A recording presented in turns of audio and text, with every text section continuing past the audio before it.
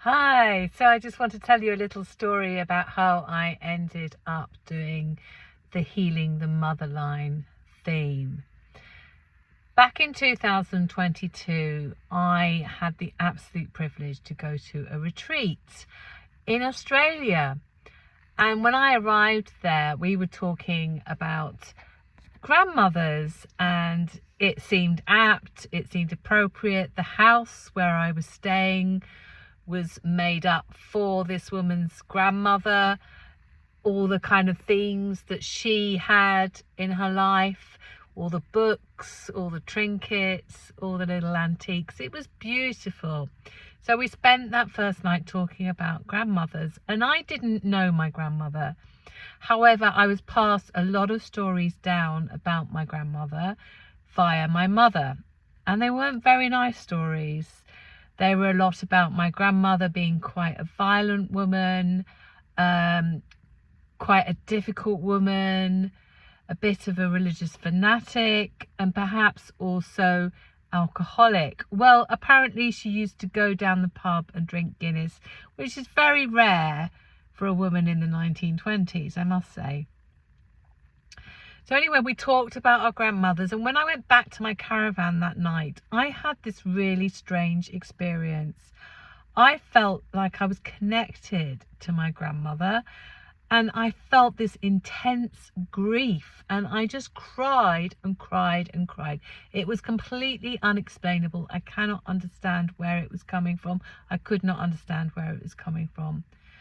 But I felt this intense feeling of grief, and I cried for a long time. Anyway, the next morning I went back and I shared my experience, and I didn't think much more of it until 3 days later we had a sound bath with a healer who was an Aboriginal, and it was a great sound bath, really, really lovely. But I again felt this presence, and felt it was the presence of my grandmother. I mean, totally out there. Anyway, I came back to the UK, and I was given a set of cards, a set of oracle cards, which were based around the Rose Oracle. And a few of the cards had themes such as lineage healing, healing the motherline, all those kind of things. You may know the cards. They're Rebecca Campbell's cards. And I started to use these cards and pull one out every other day. And I was getting Healing the Motherline so much. Anyway, I went on a call with my friend who is a shamanic healer.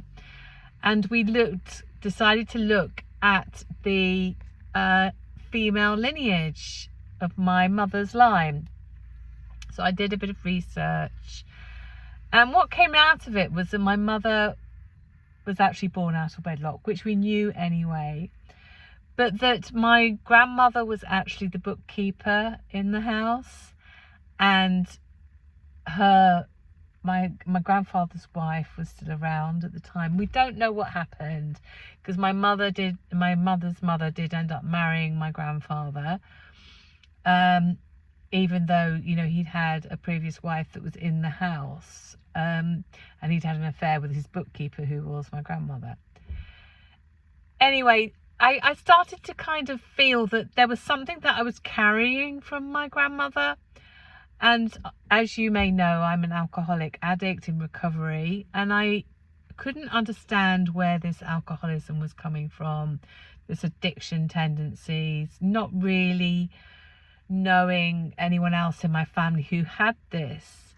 So I was curious about my grandmother, and I was curious as to whether I was carrying some pain, perhaps, that she was never able to resolve, or I had some kind of loyalty to her. In the shamanic healing, it came out that we were actually soul mates, so soul friends in a previous lifetime in Scotland.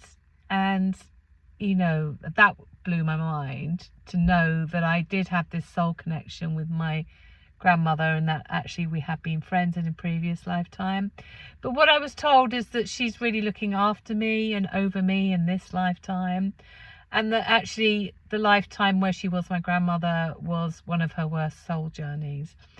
So I learned quite a lot. Whether or not you believe in any of this, what it's inspired me to do from my perspective is to support people to understand about lineages and about the things that we carry from our ancestors, and how we can carry trauma, how we can carry responsibilities for things that haven't been resolved with our previous ancestors. And there's also evidence through this, through genetics, through epigenetics, where our genes actually become altered by some of the sensitivities or feelings perhaps that our ancestors have, and we pick up sensitivities which we hold in our lifetimes. So there's a lot of healing that can be done, and especially around the mother line and looking at that. We can also look at our own childhoods. We can look at our relationship with our own mothers, and we can take responsibility for being the person that heals that lineage, that changes those patterns, that finds a new way to live, and releases some of that pain or some of that shame, because a lot of shame is carried down the female lineages of our families. You may relate to that, but you can take on the responsibility and be the one to release that. And that's powerful work to do that, not only for your own healing, but the potential healing of those in front of you. So if you're interested in learning more about the Healing the Motherline and what we do, do keep looking out for emails. Do send me an email back. I'm really curious to hear of other people's experiences with this, or other people's thoughts around this, if you have some, or if you're curious yourself and would like some support to maybe launch into this journey similar to what I've been on. So thanks for listening. Do take care and have a wonderful evening, day, whatever time you're watching this, and lots of love.